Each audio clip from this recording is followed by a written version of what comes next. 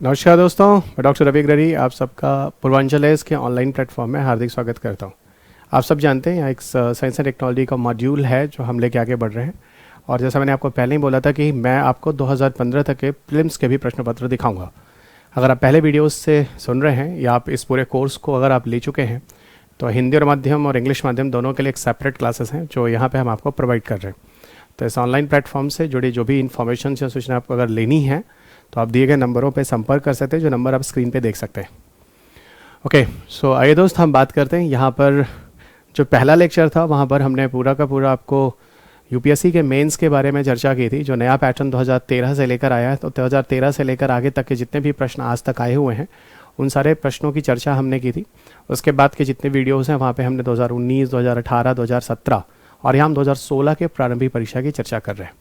तो इससे कहीं ना कहीं आपको ये पूरी तरह से समझ हो जाती है कि विषय में क्या गुणवत्ता है, किस तरह की गुणवत्ता हमें अपनी तैयारी में रखनी है और किस तरीके से हमें आगे बढ़ना है। ये सारा का सारा एक आँख खोलने के लिए बहुत ज़रूरी होता है। तो मैंने आपको पहली वीडियो में बोला था कि जब तक हम प्रश्न पत्र को और पाठ्यक्रम को नहीं देखेंगे तब तक कभी भी हमें विषय की समझ नहीं होगी, क्योंकि आपका जो सिलेबस है वो पूरी तरह से डिफाइन नहीं है। ओके, तो सबसे बड़ी एक प्रॉब्लम जो है इस यूपीएससी में हर विषय की तैयारी में वो यही होती है। सो मैं डॉक्टर रवि अग्रवाल आप सबका पूर्वांचल एस के ऑनलाइन प्लेटफॉर्म में हार्दिक स्वागत करता हूँ। जिन विद्यार्थियों ने इस कोर्स को लिया हुआ है स्पेशली इस मॉड्यूल कोर्सेज के लिए, उन सबको भी तहे दिल से स्वागत है। ओके, सो दोस्त इस पूरे वीडियोज़ में हम यहाँ आज 2015 के 16 के प्रीलिम्स की चर्चा करने वाले हैं। ओके, किंतु वीडियो के सेशन शुरुआत करने के पहले मैं आपको बता दूं कि पूर्वांचल आईएएस एक सस्टेनेबल एजुकेशन प्लेटफॉर्म के फॉर्म में बहुत सारे कोर्सेज हैं जो आपको दे रहा है। इवन काफ़ी विद्यार्थियों से मेरी बात होती है तो वो शॉक कर जाते हैं कि सर इतनी कम फीस में आप कक्षाएं कैसे दे सकते हैं। तो मैं आपको पहले बता दूं इसमें बहुत सारे ऐसे टीचर्स हैं जो निःशुल्क, बहुत सारे ऐसे ऑफिसर्स हैं जो सेलेक्टेड कैंडिडेट्स हैं जो निःशुल्क रूप से इस प्लेटफॉर्म के से जुड़े हुए हैं, जिनको किसी भी तरह कोई मॉनेटरी बेनिफिट नहीं दिया जाता है। ओके, सो इसकी वजह से प्लेटफॉर्म काफ़ी सस्ता है और यहाँ पर जो अध्यापक हैं जो किसी नामी काफ़ी संस्थाओं में या काफ़ी अनुभवी लेखक हैं वो लोग इस प्लेटफॉर्म से जुड़े हुए हैं। तो अगर आप इस कोर्स को लेते हैं तो आप इसकी पूरी गुणवत्ता समझ सकते हैं। सो दोस्त, यहाँ पर जो हमारे ऑनलाइन कोर्सेज हैं वो आप स्क्रीन पे देख सकते हैं। साइंस एंड टेक्नोलॉजी का अगर मॉड्यूल कोर्स लेना चाहते हैं तो आप ले सकते हैं, स्क्रीन पे आपको इन्फॉर्मेशन दिया हुआ है। अगर आप इन्वायरमेंट का मॉड्यूल लेना चाहते हैं मेरा, तो आप ले सकते हैं, स्क्रीन पे दिया हुआ है। और दोनों कंबाइंड लेना चाहते हैं तो कुछ स्कीम, कुछ छूट के साथ आपको ये ऑनलाइन कोर्सेज दिए जाते हैं। प्लस आपको अलग से जीएसटी जो भी होगा वो आपको पे करना होगा, जो गवर्नमेंट को पे करना होता है। ओके, तो वो हम सेपरेट आपसे लेते हैं। इसके अलावा अगर आप फुल जीएस कोर्सेज लेना चाहते हैं तो बहुत सारे कोर्सेज के अवेलेबल हैं। अगर आप यूपीएससी देना चाहते हैं फुल कोर्स हिंदी और इंग्लिश माध्यम के लिए तो 14,999 रुपये। यूपीपीएससी देना चाहते हैं तो 11,999 रुपये प्रारंभिक मुख्य परीक्षा। और अगर एमपीपीएससी देना चाहते हैं तो 9,999 रुपये ये फीस है जो आपको पे करना होगा। और इसके साथ ही आपको ऑनलाइन कक्षाएँ दे दी जाएंगी और दिए गए नंबर आपके पास ही हैं जो मैंने आपको बता दिया। उन नंबरों पर आप संपर्क कर इन कोर्सेज को ले सकते हैं। सो आइए दोस्त, हम 2016 के प्रश्न पत्र की बात कर रहे हैं और 2016 में जो आपके सामने पहला प्रश्न है। ओके, 2016 में मैं आपको बोलूँ तो विज्ञान तकनीकी से प्रश्न की संख्या ज़्यादा है। ओके, 2016 में विज्ञान तकनीकी से प्रश्न की संख्या ज़्यादा है। और एक बात मैंने आपको पीछे के वीडियो से बोलता आया हूँ कि अगर आप 2016 का प्रश्न पत्र देखें तो यहाँ करंट अफेयर से प्रश्न हैं ज़्यादा हैं, यानी समसामयिकी से आपको प्रश्न यहाँ ज़्यादा मिलेंगे। जबकि वही पीछे जब मैंने आपको 2017, 2018 और 2019 का प्रश्न पत्र दिखाया था तो वहाँ आपको स्टैटिक पार्ट ज़्यादा मिले थे। तो काफ़ी विद्यार्थी मुझसे पूछते हैं कि सर यूपीएससी में क्या होने वाला है आगे आने वाले सालों में। तो मैं आपको फिर बोलूँगा कि स्टैटिक पार्ट का इंपॉर्टेंस ज़्यादा है, लेकिन क्योंकि हम अपने लिए कोई चांस नहीं ले सकते, क्योंकि हमारा अटैम्प्ट है, हमारा एक साल चला जाएगा, तो हम इक्वली वेटेज करंट अफेयर्स को भी देंगे। ओके, लेकिन करंट अफेयर्स को समझने के लिए जब तक हमें विषय की जानकारी नहीं होगी तब तक हम उसको समसामयिकी के साथ नहीं जोड़ सकते हैं। तो इन सब चीज़ों के बारे में हमने पीछे बात कर ली। आइए दोस्त, हम स्टार्ट करते हैं। जो पहला प्रश्न आपके सामने है वो जैव तकनीकी से जुड़ा हुआ, बायोटेक्नोलॉजी से जुड़ा हुआ है। और आपके पेपर में जो प्रश्न पूछा गया वो क्या कह रहा है कि बायो इन्फॉर्मेटिक्स के विकास से जुड़ा हुआ है ना, बायो इन्फॉर्मेटिक्स के विकास से जुड़ा हुआ है एक शब्द है जिसे हम कहते हैं ट्रांसक्रिप्टोम। कभी कभी ये शब्द जो है वो न्यूज़ में रहता है, समाचार में रहता है, किसके बारे में बताता है? तो बायोटेक्नोलॉजी के विकास से जुड़ा हुआ एक शब्द है ट्रांसक्रिप्टोम, वो अक्सर कभी ना कभी समाचार में रहता है। वह किससे जुड़ा हुआ है? देखिए दोस्त, एक बात बताता हूँ। ट्रांसक्रिप्टोम जो शब्द है वो एक बायोटेक्नोलॉजी में, फिलहाल जेनेटिक्स में कंसेप्ट आता है जिसको कहते हैं ट्रांसक्रिप्शन। क्या बोलते हैं? ट्रांसक्रिप्शन कहते हैं। देवनागरी में भी उसे ट्रांसक्रिप्शन ही लिखा जाता है। ट्रांसक्रिप्शन में क्या होता है कि जब डीएनए होता है वो आरएनए का फॉर्मेशन करता है। कुछ जगह चाहिए तो मैं इन चीज़ों को थोड़ा इरेज कर रहा हूँ।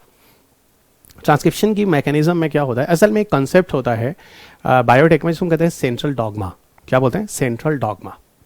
सेंट्रल डॉगमा एक कंसेप्ट होता है जो मैं बायोटेक में आपको बताऊंगा।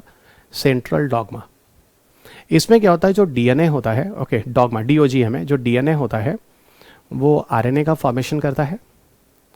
आरएनए से बहुत से तरह के टाइप्स ऑफ आरएनए बनते हैं, जैसे मैंने राइबोसोमल, मैसेंजर, ट्रांसफर आरएनए। पीछे 2019 में जब मैं आपको क्वेश्चन पेपर दिखा रहा था तो वहाँ पर भी इस कॉन्सेप्ट को बताया था, जब मैं आपको आरएनए आई का प्रश्न लगवा रहा था। आरएनए आई जिसको हम आरएनए इंटरफेरेंस के नाम से जानते हैं, जो 2019 के प्रारंभिक परीक्षा में रहा है। ठीक है, फिलहाल बायोटेक में उस टॉपिक और डिटेल में बात करेंगे, लेकिन ये जो मैं आपको स्क्रीन पे बता रहा हूँ ये मैंने वहाँ आपको बताया था। और यही राइबोसोमल, मैसेंजर और ट्रांसफर जो आरएनए हैं, यही तीनों आपस से मिलकर किसका निर्माण करते हैं? प्रोटीन का निर्माण करते हैं। किसका निर्माण करते हैं? प्रोटीन का निर्माण करते हैं।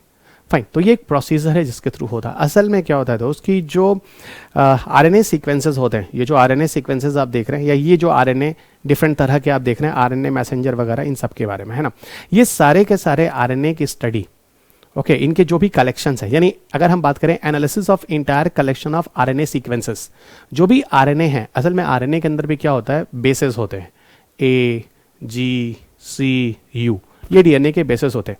उनका एक क्रम होता है, उनका एक क्रम होता है।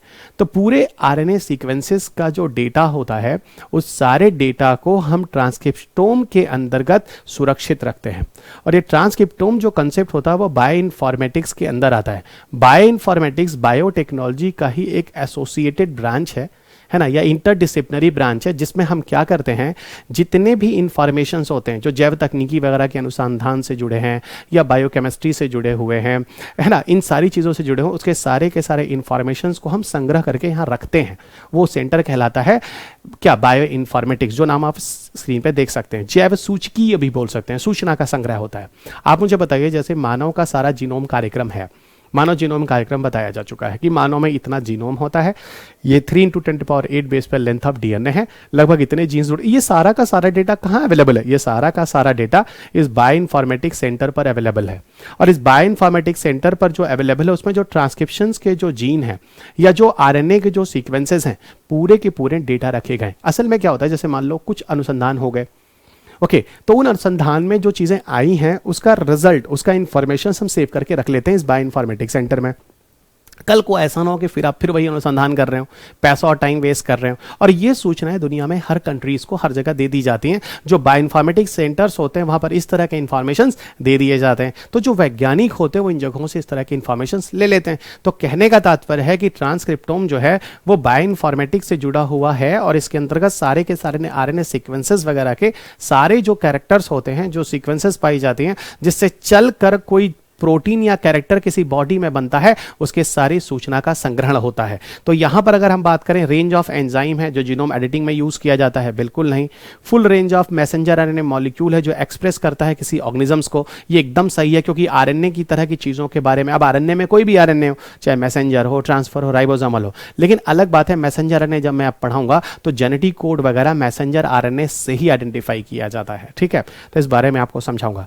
आगे कह रहा है कि ये जीन एक्सप्रेशन के मैकेनिज्म के बारे में बताता है, जेनेटिक म्यूटेशन के बारे में बताता है सेल के अंदर। ये सारे इंफॉर्मेशन गलत है। यहां पर full range of messenger RNA molecule expressed by an organism, इसके बारे में पता चलता है। तो ये पूरी की पूरी कॉन्सेप्ट्स हैं जिस पर मैंने आपको छोटा सा एक टिप्पणी भी दे दी है और आपको समझा भी दिया है कि इस टॉपिक को हम और डिटेल में बात करेंगे जब हम बायोटेक पर जाएंगे।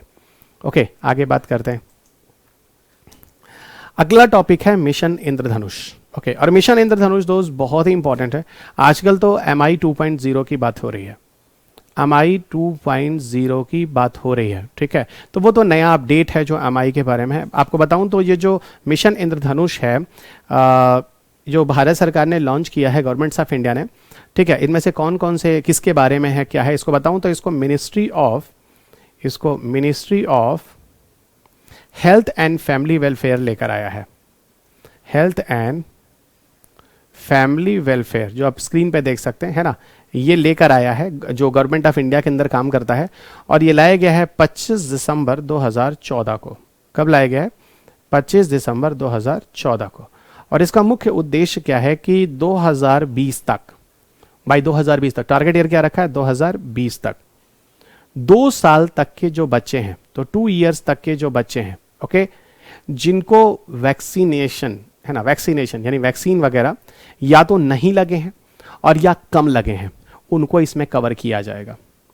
सो वैक्सीनेशन जिन चिल्ड्रंस को 2 साल तक के बच्चों को कवर किया जाएगा, और लक्ष्य जो था वो 2020 तक, है ना, सबको वैक्सीनेशन के अंदर कवर कर लेना है, जबकि प्रोजेक्ट प्रोग्राम 2014 में आया था। और इसका 2.0 क्या है? MI 2.0 असल में कुछ अभी एरियाज ऐसे हैं जो अछूते रह गए हैं, जिनको अभी हम टच नहीं कर पाए हैं, उन एरियाज में हम अच्छे से काम नहीं कर पाए। सो यूपी और बिहार में भी काफ़ी रीजंस हैं जिन जगहों पे इसके अंतर्गत आते हैं, तो उनको MI 2.0 के नाम से लाया जा रहा है कि इसको और एक्सटेंड कर और जगहों पर पहुंचाने की बात हो रही है।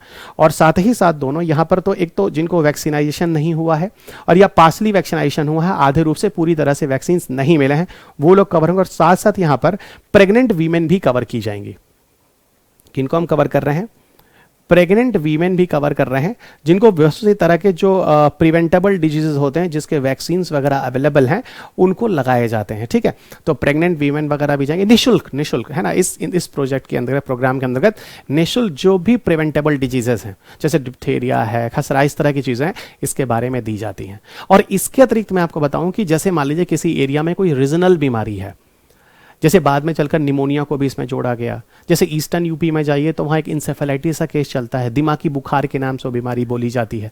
तो बाद में चलकर उस रीजन के हिसाब से मिशन इंद्रधनुष में कुछ और बीमारियों को ऐड कर दिया गया है। शुरुआत में जब मिशन इंद्रधनुष लाया गया तो 6 बीमारियों को कवर किया गया था, बाद में धीरे धीरे और बढ़ गया और रीजनल क्षेत्रों के हिसाब से वहाँ की जो बीमारी है उसको भी इंक्लूड कर दिया गया, जो बीमारी सिर्फ उसी एरिया में होती। इस तरह मिशन इंद्रधनुष आज काफ़ी एग्जॉस्टिव हो गया है, बड़े लेवल पर है। लेकिन हाँ, इसको काफ़ी हद तक और आगे बढ़ाने के लिए इसको MI 2.0 के फॉर्म में भी कहा जा रहा है। ठीक है, और एक्सटेंड करेंगे। और मैंने अभी बोला कुछ स्टेट में ऐसा है जो अभी ये चीज़ें अच्छे से नहीं हो पाई हैं, तो हम और बढ़ाने की बात कर रहे हैं। ठीक है, तो समय के साथ वो चीज़ें और बढ़ेंगी। अब देखिए आंसर क्या होगा, immunisation of children and pregnant. तो पहला ही आंसर आपको बता रहा है कि बच्चों को इम्यूनाइजेशन और प्रेग्नेंट वीमेन को इम्यूनाइजेशन इसको दिया जाता है। जैसे बच्चों को और जो मातृत्व के लिए जो लेडी जाती है ना, उसको हम सुरक्षित रख सकते हैं। स्मार्ट सिटी का कोई कॉन्सेप्ट नहीं है, अर्थ लाइक प्लैनेट अदर जगह पे खोजने की कोई बात नहीं है, नया एजुकेशनल पॉलिसी नहीं है मिशन इंद्रधनुष, ये सुरक्षा की बात है। ठीक है, बहुत ही सीधा प्रश्न था जो आपके पेपर में पूछा गया था। अगला प्रश्न जो है प्रोजेक्ट लून। प्रोजेक्ट लून जो है वो संचार और सूचना से जुड़ा हुआ है। आप टॉपिक्स ऊपर देख सकते हैं, संचार और सूचना से जुड़ा हुआ है। और मैंने हर टॉपिक्स को जब भी मतलब कोई क्वेश्चन दिखाया है तो उसके ऊपर उसके चैप्टर का नाम जरूर बताया है। तो ये आपको समझने के लिए पूरा एक इशारा है कि अच्छा इस चैप्टर को हमें देखना होगा, इस चैप्टर से प्रश्न आते हैं।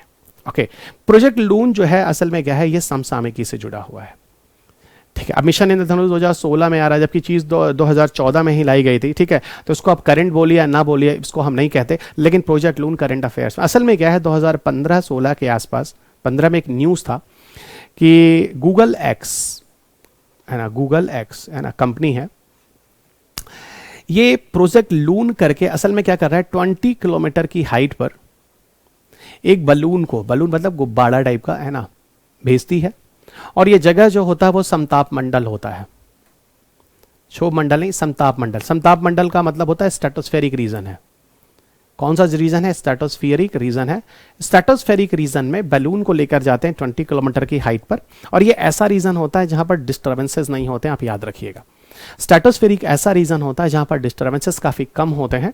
और इसीलिए आपको जब मैं आगे बताऊंगा, 2010-12 के आसपास एक प्रश्न पूछा गया था जेट प्लेन पर भी, तो जेट प्लेन भी स्ट्रेटोस्फीयर में ही होते हैं क्योंकि वहां पर डिस्टर्बेंसेस ना के बराबर होता है।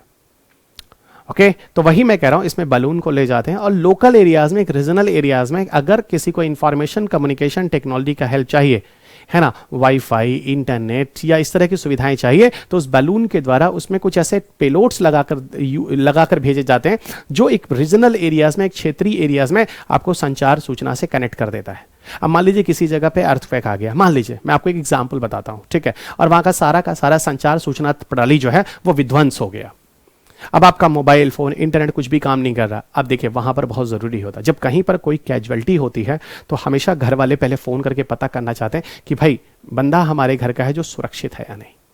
अब यहां पर बताइए अगर इस तरह का कनेक्शन कट गया, कुछ नहीं हो पाया, तो काफी हद तक देख रेख, जान पहचान, सुरक्षा है ना, जो चीजें की जा सकती है उसमें दिक्कत आती है। तो ये एक प्रोजेक्ट लून है, और प्रोजेक्ट लून पहली बार इंडिया में, इससे पहले शायद ऑस्ट्रेलिया में, न्यूजीलैंड में, कई कंट्रीज में इस प्रोजेक्ट को लाया गया था। बाद में इसका टेस्टिंग भारत में भी किया गया। तो अब वही बात करें, प्रोजेक्ट लून जो कहीं न्यूज में रहा है, भारत में पहली बार था 2015 के आसपास। 2016 में एक करंट अफेयर्स का प्रश्न जो आपके पेपर में आया था, किससे जुड़ा हुआ है? ये वेस्ट मैनेजमेंट तकनीकी से जुड़ा हुआ है? बिल्कुल नहीं। वायरलेस कम्युनिकेशन से जुड़ा हुआ है? बिल्कुल जुड़ा हुआ है। सोलर पावर से जुड़ा हुआ है? नहीं जुड़ा हुआ है। वाटर कंजर्वेशन से जुड़ा हुआ है? जल के संरक्षण से नहीं जुड़ा हुआ है। देखिए आपको एक बात मैं हमेशा बताता हूं, ठीक है भले ही आपको दूसरा आंसर सही मिल गया, लेकिन पूरा पढ़ लीजिए, क्या पता आगे कोई इससे ज्यादा बेहतर आंसर लिखा हो। और इसलिए कभी जल्दीबाजी में नहीं, पेपर बहुत ही रिलैक्स मूड में दिखेगा, यह ध्यान रखेगा। तो यह रहा तीसरा प्रश्न। चौथे प्रश्न की बात करते हैं। चौथा प्रश्न जो है वो नेट मीटरिंग का है। नेट मीटरिंग क्या है, मैं आपको एक बात बताता हूं। असल में ये कंसेप्ट भी रिसेंट रहा है, 2015-16 के आसपास न्यूज में रहा है। फिलहाल उस समय पहली बार ये न्यूज में आया था, बाद में तो अब तो ये न्यूज में है ही है, चल ही रहा है, ठीक है। तो उस साल का ये भी करंट अफेयर्स बोला जाएगा। मैंने आपको पहले ही बोला 2016 में अधिकतर प्रश्न जो थे वो समसामयिकी पर आधारित थे। असल में क्या होता है कि नवीकरणीय ऊर्जा, जिसको आप अक्षय ऊर्जा कहते हैं, किस नाम से जानते हैं? अक्षय ऊर्जा, इंग्लिश में आप रिन्यूएबल एनर्जी कहते हैं, यानी जिसका नाश नहीं हो सकता है। अक्षय ऊर्जा जो कभी समाप्त नहीं हो सकती है, रिन्यूएबल एनर्जी या अक्षय ऊर्जा। होता क्या है, इसके अंतर्गत क्या किया गया कि अक्षय ऊर्जा की जो प्लांट्स हैं वो आप लगा सकते हैं, और कहीं ना कहीं देश के अंतर्गत जैसे सोलर एनर्जी है, विंड एनर्जी है ना, इस तरह की ऊर्जा के प्रमोशन की बात की गई, ठीक है। और एक इंडस्ट्री के फॉर्म में सेटअप करने की बात की गई। अब मान लीजिए मैं बहुत पैसे वाला आदमी हूं, ठीक है, मान लीजिए, है ना, और मेरे पास कई बहुत बड़ा एक एरिया है जहां मैं रहता हूं नोएडा में, और वहां पे मेरी एक इंडस्ट्री है, बहुत बड़ी इंडस्ट्री है, और अच्छा खासा वहां पे एरिया खाली पड़ा हुआ है। तो मैं क्या करूंगा, मैं वहां पे सोलर पैनल लगा दूंगा। चाहे सोलर पैनल लगा के क्या करूंगा, मेरी इंडस्ट्री को चलने के लिए इलेक्ट्रिसिटी चाहिए होती है, ठीक है। तो सोलर पैनल लगा हुआ, उसने क्या किया, हमने अपनी इंडस्ट्री को चलाने के लिए उतनी विद्युत हमने खुद जनित कर ली, अपने इंडस्ट्री के अंतर्गत उस तरह का सोलर पैनल लगा के अपने एरियाज के अंतर्गत अपनी जरूरत पूरी कर ली, ठीक है। और प्लस इसके अतिरिक्त हमारे पास एक्सेस इलेक्ट्रिसिटी हो रही है, ज्यादा बच रही है ना, तो उसको क्या करेंगे, बगल ही मान लीजिए कोई अपार्टमेंट है हमारे बगल, तो हमने क्या किया उस अपार्टमेंट को कि उससे कहा कि भाई ऐसा है कि आप क्या कीजिए कि हम आपको इलेक्ट्रिसिटी बेच देते हैं और सस्ते रेट पे बेचते हैं। इसी को कहते हैं सोलर टैरिफ, सोलर प्राइसेस जो होते हैं। इस पे भी हमने बात किया था, 2018 में प्रश्न पूछा था, सोलर टैरिफ इंडिया में कौन अर्न करता है? Solar corporation of India. गलत था, हमने बात किया था वो MNRE करता है, ministry of new and renewable energy. इस पे भी प्रश्न पूछा गया। तो ये एक इंडस्ट्री है जो सरकार कहती है कि भाई अब आप लगा सकते हैं, और इसी इंडस्ट्री को किस नाम से बोला गया? नेट मीटरिंग इंडस्ट्री के नाम से बोला गया। इसी पूरे कॉन्सेप्ट को नेट मीटरिंग कहा गया। तो नेट मीटरिंग में आप रिन्यूएबल एनर्जी के ग्रोथ की बात करते हैं और आप इन्वेस्ट कर सकते हैं। तो कहीं ना कहीं यही इलेक्ट्रिसिटी प्रोवाइड करने के लिए सरकार को अपना इलेक्ट्रिसिटी देनी पड़ती है, ठीक है। तो सरकार पर लोड कम पड़ेगा, और जहां जहां अभी इलेक्ट्रिसिटी नहीं पहुंची है वहां सरकार इलेक्ट्रिसिटी पहुंचा देगी। तो ये सारी की सारी चीजें हैं जो नेट मीटरिंग के अंदर आती हैं। मैंने आपको पूरे कंसेप्ट यहां समझा दिए हैं। अब बात करते हैं प्रश्न के अंदर ऑप्शन क्या है। ऑप्शन कह रहा है production and use of solar energy by house hold consumers. तो काफी हद तक ये तो सही है। अभी और आगे पढ़ लेते हैं। पाइप्ड नेचुरल गैस को किचन तक पहुंचाना, नहीं, इसका कोई मतलब नहीं है।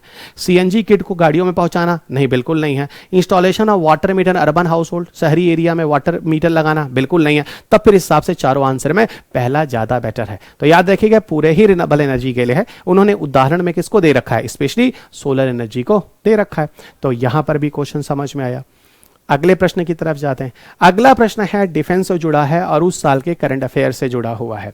असल में INS अस्तांडी जो है ये 2015 में न्यूज में था, जिसको हम कहते हैं इंडियन नेवल शिप, ओके, या सबमरीन भी बोल सकते हैं। ये ऐसा था कि ये टॉर्पीडो वगैरह को लॉन्च कर सकता है और रिकवरी वेसल भी है ना, किसी मदद करने के लिए, किसी सबमराइन्स वगैरह के लिए भी इसको प्रयोग में लाया जा सकता है। टॉर्पीडो क्या होता है? टॉर्पीडो जो होता है वो अंडर वाटर मिसाइल होते हैं। उस साल ये न्यूज में था। अब इस तरह के प्रश्न नहीं पूछे जाएंगे। आपको यहां पर ये देखना होता है इस साल कौन सा INS है जो न्यूज में रहा है, ठीक है, ये ध्यान रखना है। अंडर वाटर मिसाइल, जो टॉर्पीडोज होते हैं वो वाटर के अंदर एक की मिसाइल होते हैं जो प्रयोग में लाए जाते हैं, जो एक पनडुब्बी दूसरे पनडुब्बी के साथ मार करने के लिए प्रयोग में लाती है। ओके, तो वही बोला कि टॉर्पीडो लॉन्च कर सकता है और रिकवरी वेसल भी हेल्प वेल करने के लिए, कोई रिकवरी करानी है तो वहां पर भी ये जाकर मदद कर सकता है। यही आईएनएस धाड़ी है जो साल न्यूज में था, ठीक है ना। तो यहां पर सी आंसर सही होगा, इसका कुछ और लेना देना नहीं है। इस तरह के प्रश्न अब आप अगले आने वाले सालों के लिए तैयार रखेंगे। उस साल के करंट अफेयर से कौन सा आईएनएस है जो न्यूज में रहा है। हाँ, एक और सुनिएगा, एक और करंट अफेयर्स रहा है। एक और करंट अफेयर्स क्या रहा है? GL10 के नाम से। GL10 के नाम से। GL10 जो है आप स्क्रीन पे देख सकते हैं, ये क्या है? ग्रीज लाइटिंग है ना। पूछ रहा है ये क्या है? एकदम सही है, नासा द्वारा टेस्टेड किया गया इलेक्ट्रिक प्लेन है। फिलहाल ये दो फ्यूल पे काम करता है, एक से ज्यादा फ्यूल पे काम करता है, लेकिन ये इलेक्ट्रिक प्लेन है, ठीक है ना। इलेक्ट्रिक, इसमें होता क्या है असल में, 6 किलोवाट का है ना डीजल पावर इंजन लगा हुआ है। मैं आपको बता देता हूं, डीजल पावर इंजन लगा हुआ है। कितना? 6 किलोवाट का डीजल पावर इंजन लगा हुआ है। और ये क्या करता है ना, जो डीजल पावर इंजन जब चलता है तो लिथियम आयन बैटरी से जुड़ा हुआ उसको ये चार्ज करता रहता है। लिथियम आयन बैटरी से चार्ज करता रहता है, ठीक है। और इसी आधार पर यह काम करता है। तो काफी हद तक ये इलेक्ट्रिक प्लेन हो गया, लिथियम आयन बैटरी से बेस्ड होकर ये पूरा का पूरा नासा द्वारा इक्विप बनाया गया इलेक्ट्रिक प्लेन है जो न्यूज में रहा है, ठीक है। सोलर पावर बिल्कुल नहीं है, स्पेस ऑब्जर्वेटरी है चाइना का नहीं है, रीयूजेबल रॉकेट ये है नहीं, इन तीनों से लेना देना है नहीं। ये नासा द्वारा टेस्टेड इलेक्ट्रिक प्लेन है, लिथियम आयन बैटरी वगैरह का उपयोग भी किया जाता है, ठीक है। और शुरुआत में इसको हार्स पावर और एनर्जी देने के लिए डीजल पावर इंजन का भी प्रयोग किया जाता है, ठीक है ना। चलिए, क्योंकि अपथ्रस्ट उसको हैवी एनर्जी के लिए शुरुआत में डीजल होता है, लेकिन बाद में पूरी तरह से वो इलेक्ट्रिकल या बैटरी बेस्ड एक तरह से प्लेन आप कह सकते हैं। अगला प्रश्न जो है वो स्वास्थ्य एवं बीमारियां से है। अगला प्रश्न स्वास्थ्य एवं बीमारियां से। स्वास्थ्य एवं बीमारियां से क्या कह रहा है? कह रहा है इनमें से कौन सा स्टेटमेंट है जो सही है। ये पूरा प्रश्न आप सामान्य बायोलॉजी से भी बोल सकते हैं, सामान्य जीव विज्ञान का भी प्रश्न इसको आप बोल सकते हैं, ठीक है। इसको सामान्य बायोलॉजी का प्रश्न भी बोल सकते हैं। क्वेश्चन पूछ रहा है, इस साल प्रश्न जो 2016 के थे ना, थोड़ा पुराना जमाना है, ठीक है। इसमें प्रश्न थोड़े फैक्चुअल रहे हैं, लेकिन फैक्ट्स भी बहुत ऊपर से हैं, बहुत डिटेल में अंदर घुसकर इन्होंने नहीं पूछा। कह रहे हैं वायरसेस कैन इन्फेक्ट, वायरसेस किसको इन्फेक्ट करते हैं, क्या कर सकते हैं, विषाणु किसको प्रभावी है ना बीमार कर सकते हैं। तो जीवाणु को करते हैं नहीं करते हैं? बिल्कुल करते हैं। और आपको बताऊंगा एक वायरस है जिसका नाम है बैक्टीरियोफाज। ये तो बैक्टीरिया खा ही जाता है। तो अगर आपने कभी बैक्टीरियोफाज का नाम सुना हो तो आप आंसर मिल जाएगा, हाँ करते हैं। फंगी जो है इसको कहते हैं माइकोफाज। माइकोलॉजी हम कहते भी हैं कवकों के अध्ययन को, यानी कवक को बीमारी करते हैं नहीं करते हैं? करते हैं। और उस वायरस को क्या कहते हैं? माइकोफाज। तो दो तो नाम से ही आंसर मिल गया। ऐसा वायरस जो जीवाणुओं पे अटैक करता है, ऐसा वायरस जो कवकों पे अटैक करता है, तो वो हो गया बैक्टीरियोफाज और वो हो गया माइकोफाज। और कवक के अध्ययन को हम लोग माइकोलॉजी कहते हैं। तो माइको का मतलब क्या होता है? माइको का मतलब कवक होता है। फंजी को हिंदी में क्या कहते हैं? कवक कहते हैं। अच्छा, फिर बात करते हैं प्लांट्स को करते हैं नहीं करते हैं। आपको मैं बताऊं कि जो वायरसेस होते हैं वो शैवालों वगैरह पे भी अटैक करते हैं, उनको कहते हैं साइनोफाजिस। साइनोफाजिस देखिएगा, नाम बताता हूं मैं, साइनोफाजिस। और शैवाल जो होते हैं किसके अंदर आते हैं? वो पौधों के ग्रुप के अंदर आते हैं। तो अगर मैं पूछूं क्या वायरस जो है वो तीनों को बीमारी करते हैं? हाँ करते हैं, सबको करते हैं। बहुत सारे रस्ट है, स्मट है ना, इस तरह की बीमारियां होती हैं जो वायरसेस द्वारा पौधों को की जाती हैं। तो ये सारी की सारी बीमारी है जो आप स्क्रीन पे देख रहे हैं। तो वायरसेस किसको किसको इन्फेक्ट करते हैं? आपके पास अच्छा खासा उदाहरण है, जीवाणु, कवक, पौधे, तीनों के तीनों आंसर यहां पर सही होंगे। बोल्ड भी है ये आंसर, ठीक है। तो एक जनरल क्वेश्चन है जो आपके पेपर में पूछा गया। तो बैक्टीरियोफाज, माइकोफाज और साइनोफाज। अगले प्रश्न की तरफ जाते हैं। अगला प्रश्न आपके पेपर में स्वयं का है। स्वयं क्या है? देखिए, स्वयं जो आता है ये एक स्कीम है। मैंने आपको जब पहले दिन आपको लेक्चर जब बनाया था, ठीक है, तो मैंने बोला था आपको गवर्नमेंट स्कीम्स और प्रोग्राम्स भी जानने हैं जिन जिन चैप्टरों से जुड़े हैं। क्यों? नेट मीटरिंग अभी देखिए पीछे पूछा गया है। क्यों? आपके मेंस में देखिए 2015 के आसपास क्वेश्चन पूछा गया था कि एलईडी को लेकर कौन सी स्कीम है, और यहां पर देखिए संचार सूचना का स्कीम है जिसको हम कहते हैं स्वयं स्कीम। स्वयं है क्या? आप खुद देख रहे हैं, भारत सरकार का एक इनिशिएटिव है जो भारत सरकार लेकर आया है। ये क्या करेगा? ये self help group in the rural areas, ठीक है, तो कह रहा है कि रूरल एरियाज के लिए एक सेल्फ हेल्प ग्रुप की तरह कार्य करता है। फिर कह रहा है फाइनेंशियल और technical assistance young startup entrepreneurs के लिए। अच्छा, तीसरा कह रहा है promoting the education and health for adults and girls. Okay, ठीक है, ठीक है। चौथा कह रहा है providing affordable and quality education to the citizens for free. चलिए मैं आपको एक बात बताता हूँ, और कुछ चीज़ें हैं जो थोड़ा साफ साफ बोलता हूँ, हो सकता है इस बारे में कुछ लोगों को बुरा भी लगे, लेकिन सत्य भी है। अगर आप सोचिए तो शायद आपको सत्यता भी उसमें दिखे। आप मुझे एक बात बताइए, आज बहुत सारे ऑनलाइन प्लेटफॉर्म है जो आपको क्लासेस देते हैं, बिल्कुल देते हैं, और उसी का फ़ायदा है कि जब आप लॉकडाउन हुआ था तो उस कंडीशन पे जब फिजिकल क्लासेस अवेलेबल नहीं थी, लोग डर रहे थे, उस केसेस में लोग अपने ही रीजनल सेंटर्स पर रह के पढ़ाई करना चाहते थे। आज मैं आपको बताता हूं, जो गोरखपुर में हम फेस टू फेस कक्षाएं लेते हैं, वहां पे स्ट्रेंथ और ज़्यादा बढ़ रही है, और ज़्यादा कॉलिंग है, क्योंकि उनको पता है कि दिल्ली के अध्यापक जब गोरखपुर आते हैं तो हम क्यों गोरखपुर छोड़कर दूसरी जगह जाएं। अब तो शौक के लिए लोग, ज़्यादातर तो मैंने देखा लोग दिल्ली शौक के लिए जाते थे, जबकि आप अपनी जगह रहकर भी खुद पढ़ाई कर सकते थे, क्योंकि फैशन बन गया, दिल्ली जाएंगे तो आईएएस बनेगा। ऐसा कुछ नहीं है, लोग रीजनल सेंटर्स पे भी रह के काम करते हैं, अच्छा करते हैं। हमारे यहाँ ही है गौरव त्रिपाठी, अभी उसने खुद हिंदी माध्यम का विद्यार्थी है ना, उसने अभी इंटरव्यू दिया है।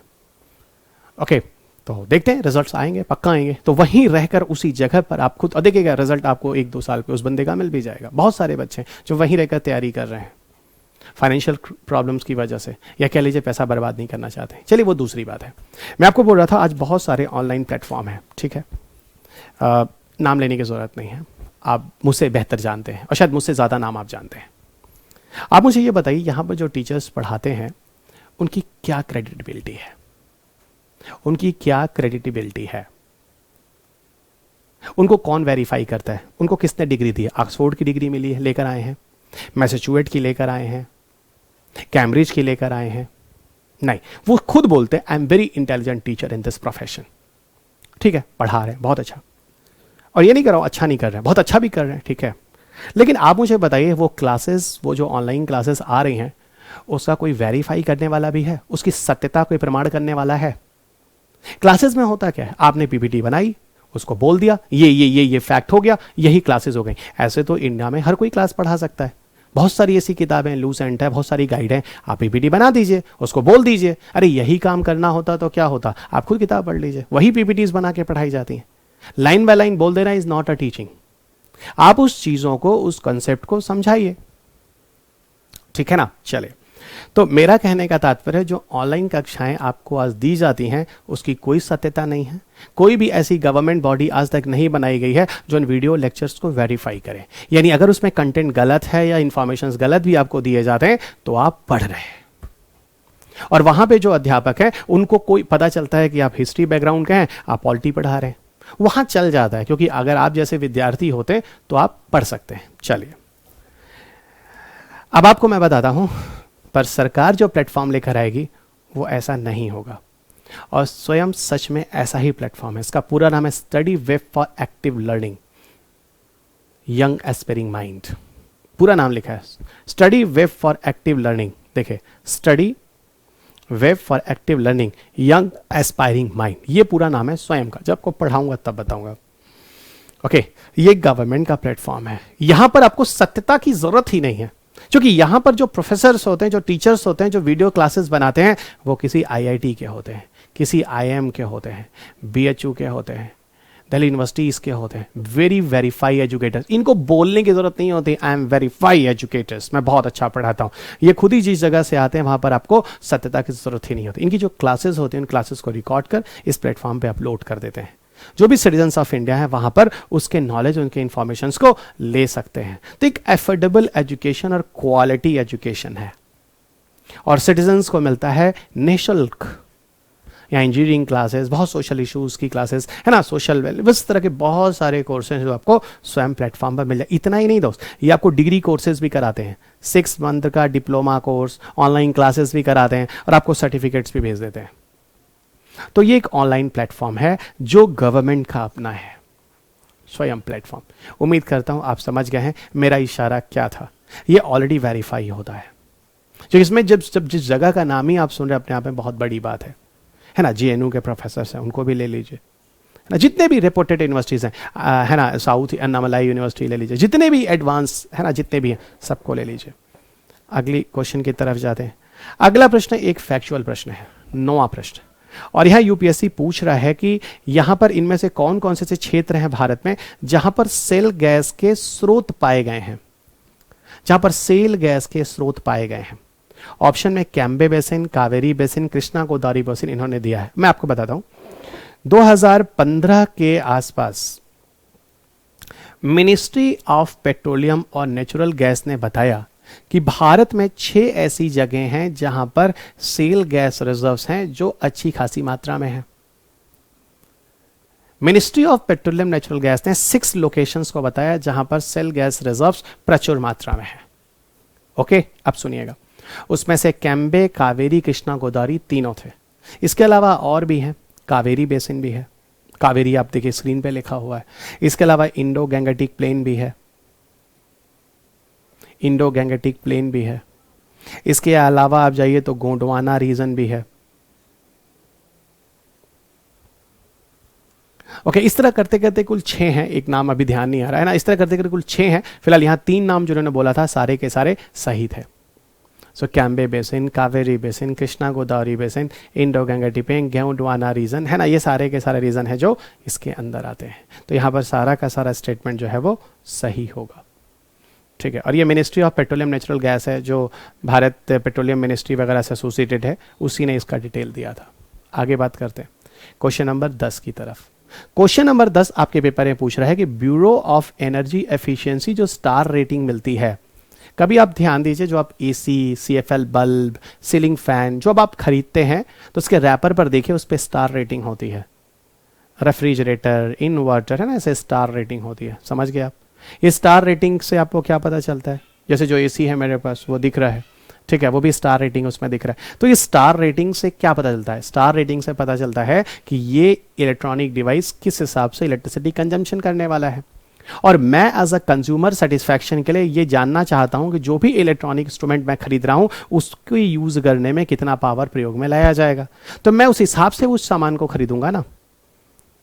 अब मुझे भी पता है कि 4,000 रुपये ज्यादा मिलेगा लेकिन एसी 3 स्टार की जगह 5 स्टार मिल जाएगा, तो मेरे को पेमेंट जो होगा वो कम आएगा, इलेक्ट्रिसिटी बिल कम आएगा। एक समय के लिए 4,000 थोड़ी सी हिम्मत करके एक्स्ट्रा देना है, लेकिन आगे मुझे रिलीफ भी तो रहना है। ऐसा थोड़ी ना कि जब एसी चले, कोई गेस्ट आवे तभी एसी चलावें, गेस्ट के जाने के बाद भी हम एसी चला सकते हैं। तो मैं वही बात कर रहा हूं कि जो star rating, bureau of energy efficiency star rating जो होती है, जो ये देती है, ये यहां पर पूछ रहा है लास्ट में किसके किसके लिए दिया जाता है उसके बारे में पूछा गया है। और ब्यूरो ऑफ एनर्जी एफिशिएंसी जो है मैं आपको बताऊं, इसको गवर्नमेंट ऑफ इंडिया लेकर आई है ना, 1 मार्च 2002 को।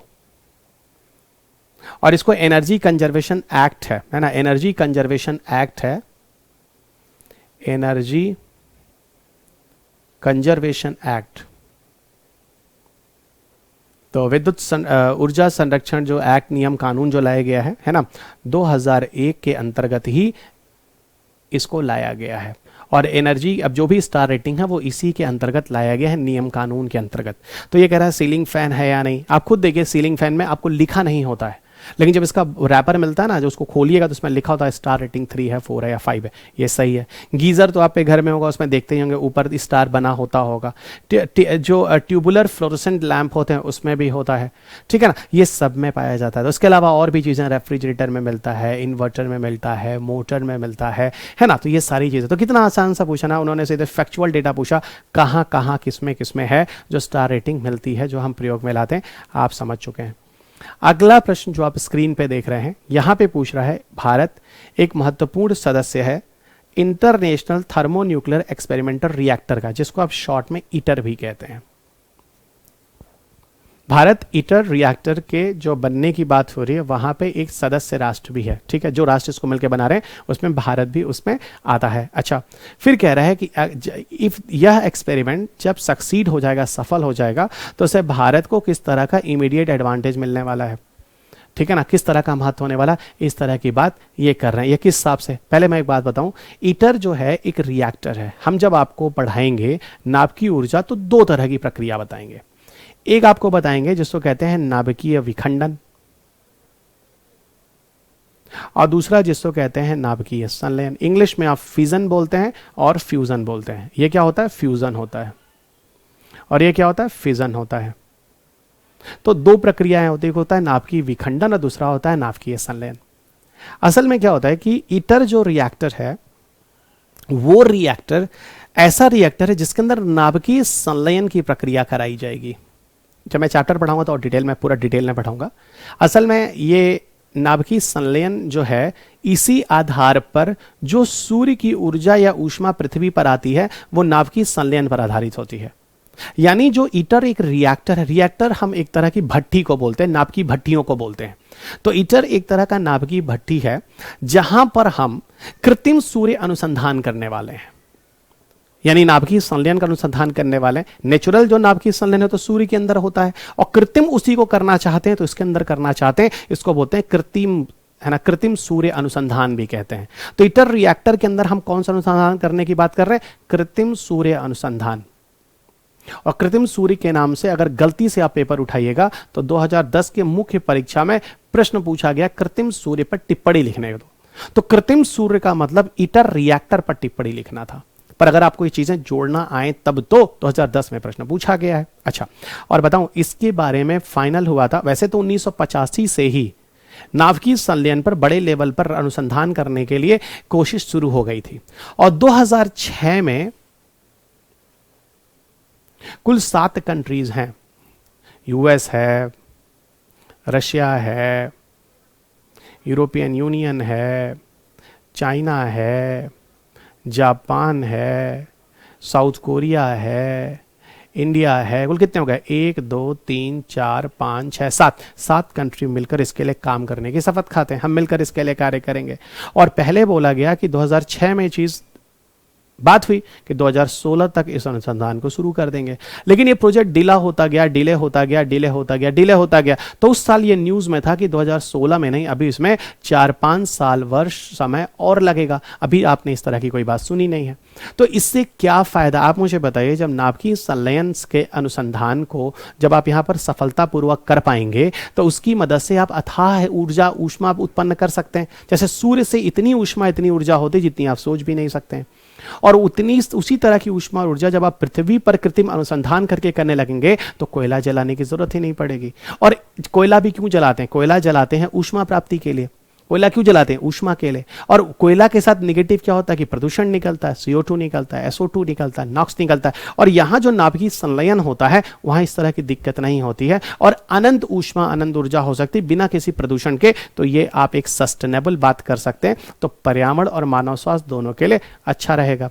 तो वही कह रहा है कि इसके अंतर्गत हम एक फ्यूजन रिएक्टर बनाने की बात कर रहे हैं जहां पर पावर जनरेशन किया जाएगा। तो भारत को भी उसका लाभ मिलेगा ना, भारत को भी इलेक्ट्रिसिटी की क्राइसिस होती है। तो यहाँ डी ऑप्शन पूरी तरह से सही है, इसको ध्यान दीजिएगा। यहाँ कोई थोरियम की जगह यूरेनियम की बात नहीं कर रहे हैं, सैटेलाइट नेविगेशन से लेना देना नहीं है, ये कोई ऐसा फ्यूजन रिएक्टर से कोई लेना देना नहीं। ये किसका है, ये फ्यूजन अनुसंधान से जुड़ा हुआ रिएक्टर है जो बनाएंगे। और कहाँ इसको करने की बात हो रही पता है, इसको आप कमेंट बॉक्स में मुझे बताइएगा किस जगह पर है। ओके, चलिए मैं बता देता हूँ। कैडरेक एक जगह जो साउथ फ्रांस में पड़ता है, वहां पर इसको इस अनुसंधान को चलाने की बात है। चलिए अब कैसे भारत काम कर रहा है, क्या क्या चीजें बना रहा है, वो पाठ्यक्रम में बात करेंगे। अगला प्रश्न है आपके पेपर में जो आप स्क्रीन पर देख सकते हैं। अब ये टॉपिक एनर्जी से भी ले सकते हैं और पर्यावरण से भी ले सकते हैं। अब ये दोनों विषय मैं ही आपको यहाँ करा रहा हूँ इस पूरे प्लेटफॉर्म में, ऑनलाइन प्लेटफॉर्म में। तो मैं आपको इन्वायरमेंट में भी जब पेरिस कन्वेंशन की बात करूँगा, COP21 की जो 2015 में हुआ था, तो वहाँ पर इंटरनेशनल सोलर अलायंस के बारे में बात हुई थी, वहाँ पे ये लाया गया था। ठीक है, तो वही बात कर रहे हैं कि जो अंतर्राष्ट्रीय सौर गठबंधन है, जिसे आप इंटरनेशनल सोलर अलायंस कहते हैं, इसे लॉन्च किया गया था UNCCC के 2015 वाला जो मतलब कॉन्फ्रेंस हुआ है वहाँ पर। एकदम सही है, और ये 21वां था UNFCCC का, जिसको COP21 कहते हैं, जो पेरिस में ऑर्गेनाइज हुआ था। तो ये बात एकदम सही है, वहां पर इसको लाने की बात हुई थी। ठीक है, और दूसरी तरह इसके अंतर्गत अगर हम बात करें, all the member countries of United nation, देखिए यूनाइटेड नेशन में तो फिलहाल लगभग 200 राष्ट्र हैं, और इसमें तो टोटल अगर बताऊं तो उस समय जब बात थी लगभग 120 सिग्नेटरी कंट्री थे। तो ये तो आंसर हो ही नहीं सकता, सारे UN के मेंबर इसके मेंबर नहीं है। तो यहां पर सिर्फ और सिर्फ आंसर जो सही होगा वो पहला ही सही होगा। इस अलायंस में सारे मेंबर आपको यूएन के नहीं, हम मुख्यतः ज्यादातर मेंबर आप देखिए तो जो मान लीजिए ये ग्लोब है तो उसमें 30 डिग्री नॉर्थ से 30 डिग्री साउथ, ये इक्वेटर हो गया 0 डिग्री, ये 30 डिग्री नॉर्थ हो गया, ये 30 डिग्री साउथ हो गया। इसी के बीच के जो कंट्री हैं ज्यादातर इसके मेंबर हैं, कुछ नहीं भी हैं और कुछ ऊपर के भी हैं, ठीक है, क्योंकि यहां पर सोलर इंटेंसिटी ज्यादा पड़ती है, तो ये लोग मिलकर सोलर एनर्जी को बूस्ट अप करने की कोशिश करेंगे। बहुत सारी चीजें हैं, विकसित राष्ट्र विकासशील राष्ट्र की मदद करेंगे, विकसित राष्ट्र टेक्निकल सपोर्ट करेंगे, विकसित राष्ट्र विकासशील राष्ट्रों को फाइनेंशियल सपोर्ट करेंगे। तो इसमें बहुत सारी चीजें आती हैं जो हम आगे बात करेंगे। आगे बढ़ते हैं, क्वेश्चन नंबर 13। क्वेश्चन नंबर 13 पे जो हम बात कर रहे हैं वो है डिजिटल लॉकर। और डिजिटल लॉकर के बारे में बताऊं तो ये चीज न्यूज में रहा है 2015-16 के आसपास, उस समय भी। और डिजिटल लॉकर तो वैसे भी मुख्य परीक्षा का भी महत्वपूर्ण प्रश्न है। फिलहाल मुख्य परीक्षा में नहीं आया है, लेकिन प्रीलिम्स में प्रश्न आ चुका है। कह रहा है कि डिजिटल लॉकर जो कभी कभी समाचार में रहता है, इनमें से कौन सा स्टेटमेंट जो इसके बारे में सही है। ठीक है, डिजिटल लॉकर जो है वो गवर्नमेंट लेकर आई है डिजिटल इंडिया कार्यक्रम के अंतर्गत, एकदम ठीक है, क्योंकि आपकी जो भी डॉक्यूमेंट्स हैं उसको आप डिजिटली सेव करेंगे। शुरुआत में फिलहाल सिर्फ 100 MB डेटा दे रहे थे, आजकल तो 1 GB के आसपास डेटा दे रहे हैं कि आप गवर्नमेंट के है ना डिजिटल लॉकर प्लेटफॉर्म पर आप 1 GB तक डेटा सेव कर सकते हैं। और सारे के सारे डॉक्यूमेंट्स को इलेक्ट्रॉनिक फॉर्म में आप सेव करेंगे और उसका गवर्नमेंट उसको वेरीफाई भी कराती है। आप अपना कोई इंश्योरेंस है, कोई मार्कशीट है ना, कोई पैन कार्ड है, कोई मतलब किसी भी तरह का डिजिटल डेटा आप चाहें तो यहां पर सेव कर सकते हैं। लेकिन इसको हम आधार कार्ड से जोड़ते हैं, भी याद रखिएगा। और ये सारा का सारा जो डॉक्यूमेंट होगा वो ई डॉक्यूमेंट होगा। यहां पर फिजिकली कोई चीज नहीं रखी जाती है, इलेक्ट्रॉनिक गवर्नमेंट वेरीफाई कराती है। तो अगर मैं पूछूं इनमें से कौन कौन से स्टेटमेंट सही हैं, तो फिलहाल दोनों से। और मेरे ख्याल से ऐसा मैं उम्मीद करता हूं कि जो लोग मुझे सुन रहे हैं, यहाँ पे ऐसे काफी लोगों के पास डिजिटल लॉकर होगा। कल को मान लीजिए आपकी मार्कशीट गायब हो गई, कुछ हो गया, तो कोई बात नहीं, आप यहाँ इलेक्ट्रॉनिक प्लेटफॉर्म पर सेफ रखे हैं, वहां पर उसको ले जाकर उसको वेरीफाई हो ही जाता है वहां पे, क्योंकि गवर्नमेंट उसको वेरीफाई भी करती है। ऐसा मत कीजिएगा कि वहां पे आप कोई डुप्लीकेट मार्कशीट रखिए, उस यूनिवर्सिटी से उस जगह से वो इलेक्ट्रॉनिक सिस्टम से उसको वेरीफाई भी कराया जाता है। जिस साल आपने हाई स्कूल या 12 जितने परसेंटेज में किया होगा, उस स्कूल वगैरह उस कॉलेज में जो भी है ना, वहां पर इंफॉर्मेशन अवेलेबल होगा तो उसको मिलाया जाता है। तो दोनों स्टेटमेंट पूरी तरह से सही हैं। अगले प्रश्न की तरफ जाते हैं। अगला प्रश्न जो है वो एस्ट्रोसैट से जुड़ा हुआ है और एस्ट्रोसैट पूरी तरह से समसामयिकी है जो अंतरिक्ष तकनीकी से जुड़ा हुआ है। किससे जुड़ा हुआ है? अंतरिक्ष तकनीकी से। एस्ट्रोसैट जो है एक एस्ट्रोनॉमिकल ऑब्जर्वेटरी है जो भारत ने लॉन्च किया है ना। उसमें से कह रहा है कौन सा स्टेटमेंट है जो इसके बारे में सही है। देखिए आपको बताऊं 2015 में एस्ट्रोसैट को लॉन्च किया गया था और शायद मुझे धुंधला धुंधला सा याद है PSLV C30 की मदद से भेजा गया था।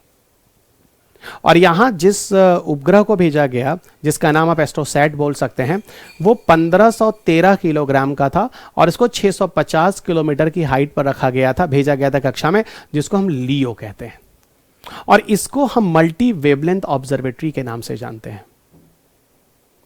इसको मल्टी वेवलेंथ ऑब्जर्वेटरी के नाम से जानते हैं, यानी वेधशाला बोल सकते हैं, बहुतरंगदैर्ध्य वेधशाला, जिसको हिंदी में अगर आप नाम बोलने की कोशिश करें तो बहुतरंगदैर्ध्य वेधशाला मल्टी वेवलेंथ ऑब्जर्वेटरी के नाम से बोलते हैं।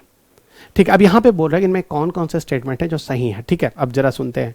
Other than US and Russia, India is the only country जिसने इस तरह की ऑब्जर्वेटरी को बनाकर अंतरिक्ष में लगाया है। एकदम गलत है। आपको बताऊं तो एस्ट्रोसैट में भी भारत 5वें नंबर पर आता है, जैसे चंद्रयान पर यूएस है, रशिया है, यूरोपियन यूनियन है, जापान है और उसके बाद इंडिया है। तो एस्ट्रोसैट में इंडिया 5वें नंबर पर आता है इस तरह के स्पेस में ऑब्जर्वेटरी या वेधशाला बनाने में। तो ये पहला स्टेटमेंट आपको तुरंत गलत हो गया। दूसरा कह रहा है 2000 किलोग्राम का सैटेलाइट, एकदम गलत है, 1513 किलोग्राम है। फिर कह रहा है 1650 किलोमीटर, नहीं 650 किलोमीटर है, तो दूसरा भी गलत हो गया। तो बोल्ड भी है, देखिए ना दर 1 ना 2, इसलिए मैंने आपको पहले इंफॉर्मेशन बता दिया। ठीक है, तो ये उस साल का समसामयिकी है। अब आपको क्या प्रूफ हो रहा है? 2016 में प्रश्न अधिकतर समसामयिकी से हैं। अब देखिए मंगलयान की बात करते हैं। अगला प्रश्न जो है आपके पेपर में वो मंगलयान से पूछा गया है। तो फिर एक प्रश्न आपको कहां से मिला? अंतरिक्ष तकनीकी से। और जितने भी प्रश्न है सब फैक्चुअल हैं। मंगलयान को हम लोग मॉम के नाम से भी जानते हैं। ठीक है, मार्स ऑर्बिटर मिशन, तो पहला स्टेटमेंट सही है। ठीक है, फिर कह रहा है इंडिया जो है वो सेकेंड कंट्री हो गया स्पेस क्राफ्ट को कक्षा में भेजने के लिए, यूएस के बाद। मंगल की कक्षा में भेजने के लिए भारत अमेरिका के बाद दूसरा राष्ट्र है, एकदम गलत है। अच्छा, पीछे भी देखिए एस्ट्रोसैट में भी रैंकिंग पूछा था। इसका मतलब जब जैसे गगनयान है, गगनयान में अगर हम सक्सेसफुल हो जाते हैं तो भारत चौथा राष्ट्र हो जाएगा। उसके पहले कौन कौन चला गया, इसका मतलब क्वेश्चन देखने के बाद हमें यह समझ में आता है कि अगर कोई उपलब्धि हम करते हैं तो उस उपलब्धि में हमारा विश्व में अंतर्राष्ट्रीय स्तर पर कौन सी रैंकिंग होती है, यह जानना बहुत जरूरी है। ये जानना बहुत जरूरी है। अब देखिएगा, तो यहां पे कह रहा है सेकेंड कंट्री हो गई, है ना, तो ये एकदम गलत है। यहां पर आपको बताऊं तो भारत मंगलयान में चौथे नंबर पर आता है। यूएस, रशिया, यूरोपियन यूनियन के बाद भारत जो है वो चौथे नंबर पर आता है, तो ये गलत हो गया। पहला स्टेटमेंट सही हो गया। तीसरा कह रहा है made India the only country, है ना, made India the only country to be successful in making its spacecraft orbit in the first, यानी इंडिया ने जो अपना मिशन भेजा है पहली बार में सफल हो गया है। देखिए एक बात मैं बताऊं, ये चीज बिल्कुल सही है। हमारा जो मिशन रहा है वो दो चीजों में देखिए तो विश्व के अन्य जो भेजे गए मिशन है उनसे बेहतर है। क्या? पहला, हम पहले अटेम्प्ट में ही यूपीएससी क्लियर कर गए, दोबारा अटेम्प्ट देना ही नहीं पड़ा। यानी कहने का तात्पर्य है कि पहली बार जब हमने मंगलयान लॉन्च किया तो हम उसको प्रॉपर कक्षा में स्थापित कर गए। कब भेजा था? 5 नवंबर 2013 को। तब ये भी नहीं कह सकते कि ये करंट अफेयर्स का प्रश्न है, क्योंकि प्रश्न में कब आया? 2016 के प्रारंभिक परीक्षा में आया है। तो आप इसका मतलब ये भी नहीं कि आप 3 साल का पुराना करंट अफेयर्स करेंगे। अरे मंगलयान देश की उपलब्धि है, ये तो आपको हमेशा याद रखना है। इवन आगे आने वाली जनरेशन के लिए भी मंगलयान में पढ़ाऊंगा, चंद्रयान 1 चंद्रयान 2 दोनों पढ़ाऊंगा। और भविष्य में जो मिशन भेजे जाएंगे वो एस्ट्रोसैट भी आपको जानना है। तो ये तो आपको अब जानना ही जानना है, इसमें आप कोई एक्सक्यूज दे ही नहीं सकते। तो आप मुझे बताइए, तो भारत जो है पहली बार में सफल हुआ। और एक बात और बताता हूं भारत के बारे में जो दूसरे से अलग है, भारत का मिशन सबसे सस्ता मिशन था। जितने भी लोग इसके पहले मंगलयान मिशन भेजे थे, मार्स पर मिशन भेजे थे, भारत का उनमें सबसे चीपेस्ट मिशन भी था। ओके, तो इन केसेस में हमारा मिशन जो है दूसरे रास्ते से काफी बेहतर था। ओके, तो यहां पर अगर हम पूछे कौन कौन सा स्टेटमेंट सही है, तो आप यहां पर देख रहे हैं पहला स्टेटमेंट सही है, और यहां पर देख रहे हैं तीसरा स्टेटमेंट सही है, दूसरा स्टेटमेंट गलत है। ठीक है, तो यहां पर आपको पहला और तीसरा यानी सी आंसर सही मिलेगा। देखिए बोल्ड पर मत जाइए, उत्तर यहां गलत हो जाएगा। मुझे सुनिए फिर आंसर लगाइए।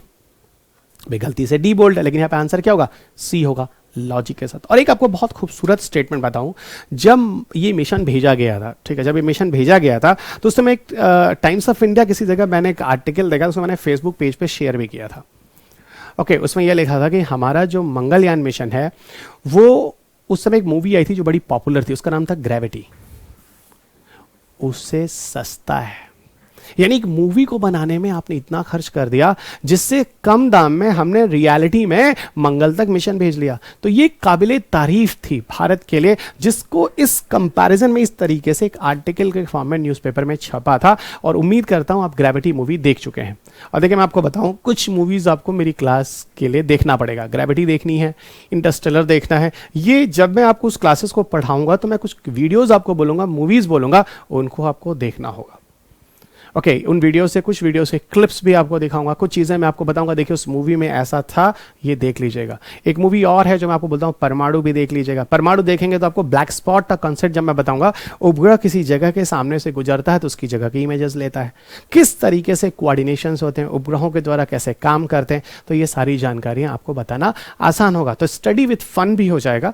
यानी आपको एक दिन का एक आपको एक होमवर्क ही दूंगा, आज आपको ग्रेविटी मूवी देखनी है, कल आपको इंटरस्टेलर देखना है, परसों आपको परमाणु मूवी देखनी है। तो स्टडी में मजा आना चाहिए। ठीक है, जैसे मैं पढ़ाता हूं जो कि it's a passion for me, मुझे मजा आता है। ठीक है, तो मैं सुबह से शाम तक पढ़ाता हूं। जो लोग मेरा फेस टू फेस क्लास करते हैं उनको भी पता है कि 7 बजे क्लास में घुस जाता हूं या 6 बजे, और रात के 9 बजे तक क्लास में रहता हूं। ठीक है, और कुछ ना कुछ बोलता रहता। क्यों? क्योंकि मुझे मजा आता है, इट्स अ पैशन। और सेम आपके साथ भी होता है, जब आप पढ़ते हैं और आपको मजा आता है तो आप क्या करते हैं? 3 घंटे हो जाते हैं, 4 घंटे हो जाते हैं, मम्मा बुला रही है, मम्मा आ रहा हूं, फिर मम्मा बुला रही है, मम्मा आ रहा हूं, मम्मा डिस्टर्ब मत करो। क्यों? क्योंकि आप उस मोमेंट को एंजॉय कर रहे होते हैं। और दोस्त यही होता है डेडिकेशन, और यही होता है पैशन। वो तो ठीक है, जरूरत है, डिमांड है, तो मैं आपको ऑनलाइन यहां पर आ रहा हूं, लेकिन हम वही हैं जो क्लासेस के अंदर वाले अध्यापक हैं। यूट्यूब्स और ये चीज़ें तो हम बाद में आ रहे हैं, क्योंकि आवश्यकता है आज विद्यार्थियों को कि जो उस लेवल के अध्यापक है वो आपके सामने आए, जो काफ़ी अनुभवी हैं, जो अपना अनुभव क्लास में बांटते हैं, क्योंकि इस तरह के सिचुएशंस में काफ़ी हद तक जो गरीब दर्जे के लोग होते हैं वो 1.5 लाख 2 लाख रुपए फीस नहीं दे पाते हैं। ओके, तो यहाँ पर हम जैसे अध्यापकों का यह फर्ज बनता है कि हम वैसे भी आएँ और जितने भी सस्ते सस्ते रेट पर हो सकता है आपको एजुकेशन दें, ताकि गरीब भी है जो ले सके। फ्री हम नहीं कर सकते, फ्री देखिए, फ्री में जो चीज़ मिलती है उसकी वैल्यू नहीं होती है, और फ्री में वही चीज़ें दी जाती हैं जिसमें गुणवत्ता कम होती है। और इसलिए भी यहाँ पे पेमेंट होता है क्योंकि इस सिस्टम पर काम करने के लिए कम से कम 10 लोग हैं जो हमारे साथ लगे हुए हैं, उन 10 की फैमिलीज़ हैं। ठीक है, थोड़े सस्ते में काम चलाएंगे, ठीक है ना, लेकिन हम यहाँ पूरी तरह से निःशुल्क नहीं कर सकते हैं, क्योंकि गुणवत्ता पड़ेगी। यहाँ टेक्निकल बंदा होगा, कंटेंट बंदा होगा, सपोर्टिंग बंदा होगा, पीपीटी बनाएगा, इसको वीडियो को अपलोड करेगा, उसको एनक्रिप्ट करेगा, तो यहाँ कम से कम 10 लोगों की फैमिली चलती है। Got it? इसलिए हमें बहुत ही इकोनॉमिकल, जितना कम से कम कर सकते हैं वहाँ पर काम करते हैं। सोचो कितने सारे आईएएस ऑफिसर्स हैं जो इस प्लेटफॉर्म पर निःशुल्क काम कर रहे हैं, कितने अध्यापक हैं जो नामी गामी संस्थाओं में जो इसके लिए निःशुल्क काम कर रहे हैं या बहुत कम परसेंटेज पे काम कर रहे हैं। इसलिए इस प्लेटफॉर्म की ऑथेंटिसिटी ज़्यादा है। यहाँ पर विद्यार्थी आपको पढ़ाते हुए नहीं, यहाँ आपके अध्यापक आपको मिलेंगे जो किसी संस्था के डायरेक्टर हैं, जो किसी बड़ी नामी गामी संस्थाओं पर पढ़ाते हैं। ओके, चलिए और आगे बढ़ते हैं। उम्मीद करता हूं आपको 15वां प्रश्न पूरी तरह से समझ में आ चुका है। अगले प्रश्न की तरफ जाते हैं, 16वें प्रश्न की तरफ। 16वां प्रश्न है जो लाइफ-फाई पर पूछा गया है। लाइफ-फाई का पूरा नाम है लाइट फिडेलिटी। इसको हम लाइट फिडेलिटी के नाम से जानते हैं। लाइफ-फाई का पूरा नाम है लाइट फिडेलिटी। देखिए होता क्या है, जब लाइफ-फाई आता है ना तो काफी हद तक इससे मिलता जुलता शब्द है, जैसे वाईफाई, जैसे वाइट-फाई। तो लोग सोचते हैं कि कहीं ना कहीं ये कुछ उससे मिलता जुलता है क्या, वायरलेस फिडेलिटी से या वाइट-फाई से, क्योंकि नाम लाइफ-फाई है। तो पहले मैं बता दूं, ये कंसेप्ट्स काफी हद तक वाईफाई की तरह है, लेकिन दोनों में तरंगे दूसरी हैं, दोनों के फीचर्स दूसरे हैं। हाँ, दोनों इंटरनेट के लिए यूज कर सकते हैं। लाइफ-फाई तो मैं आपको बताऊं, क्वेश्चन भले ही 2016 में आया है, लेकिन मैं इस प्रश्न को समसामयिकी का नहीं मानूंगा, क्योंकि सबसे पहले लाइफ-फाई के बारे में मैंने 2011 में सुना था।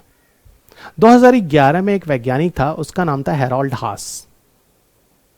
क्या नाम था? HARALD, हैरोल्ड हास। इसने क्या किया, एक एलईडी बल्ब लिया था। मैं आपको बताता हूं छोटा सा, उसने एलईडी बल्ब लिया था। एलईडी बल्ब के बाद उसने क्या किया था, उसमें थोड़ा सा एक प्रोसीजर होता है, उसमें एम्पलीट्यूड मॉड्यूलेशन कराया था। आपको 3 तरह के मॉड्यूलेशन बताऊंगा जो संचार सूचना में जानना है, जिसमें आप कहते हैं फ्रीक्वेंसी मॉड्यूलेशन, FM कहते हैं, एम्पलीट्यूड मॉड्यूलेशन, और एक और होता है फेस शिफ्ट मॉड्यूलेशन, PM कहते हैं। PM, FM और AM। फेस शिफ्ट मॉड्यूलेशन पढ़ाऊंगा, इसमें ब्लूटूथ आता है। फ्रीक्वेंसी मॉड्यूलेशन में आप FM चैनल को जानते ही हैं, और एम्पलीट्यूड मॉड्यूलेशन में ऑल इंडिया रेडियो जानते हैं, मोदी साहब के मन की बात, जिसको AM से ब्रॉडकास्ट कीजिए, ऑल इंडिया रेडियो, जम्मू से लेके कन्याकुमारी तक, है ना, पूरा वेस्ट से ईस्ट, नॉर्थ से साउथ, लास्ट के पार्ट तक भी आप सुन सकते हैं। यानी इस तरह से रेंजेस होते हैं, इस तरह से होते हैं।